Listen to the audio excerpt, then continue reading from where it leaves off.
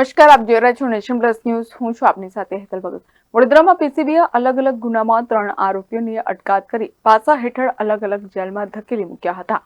વડોદરા ગાગરેટિયામાંથી પોલીસે વિદેશી દારૂ સાથે નરેશભાઈ પરમાર અને રાજુભાઈ બારિયાને ઝડપી પાડ્યા હતા. પોલીસે તેમની પાસેથી 7,04,699ના વિદેશી દારૂ સહિત કુલ 7,83,229નો મુદ્દામાલ કબજે કર્યો હતો.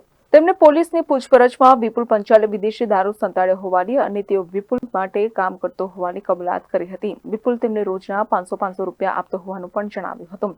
ત્યારે પોલીસે વોન્ટેડ વિપુલને ઝડપી પાડવાના ચક્રો ગતિમાન કર્યા હતા. તે દરમિયાન વિપુલને પોલીસે ઝડપી પાડ્યો હતો.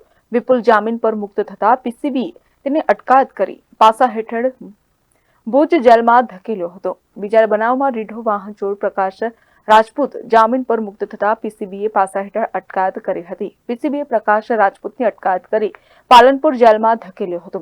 ત્રીજા બનાવમાં શહેરમાં અલગ અલગ જગ્યાએથી લોકોના કિંમતી સામાનની ચોરી કરી આર્થિક ફાયદા માટે નજીવી કિંમતે વેચનાર જાવેદ ખાન ઉર્ફે જાવરા ઉર્ફે માચો પઠાણને પોલીસે ઝડપી પાડ્યો હતો. જાવેદ ખાન ઉર્ફે જાવરા ઉર્ફે માચો પઠાણ જેલમાંથી જામીન પર મુક્ત થયો હતો. ત્યારે પીસીબીએ જાવેદ ખાન ઉર્ફે જાવરા ઉર્ફે માચો પઠાણની પાસા હેઠળ અટકાયત કરી રાજકોટ જેલમાં ધકેલ્યો હતો. Bureau report, nation plus news, Vadodara.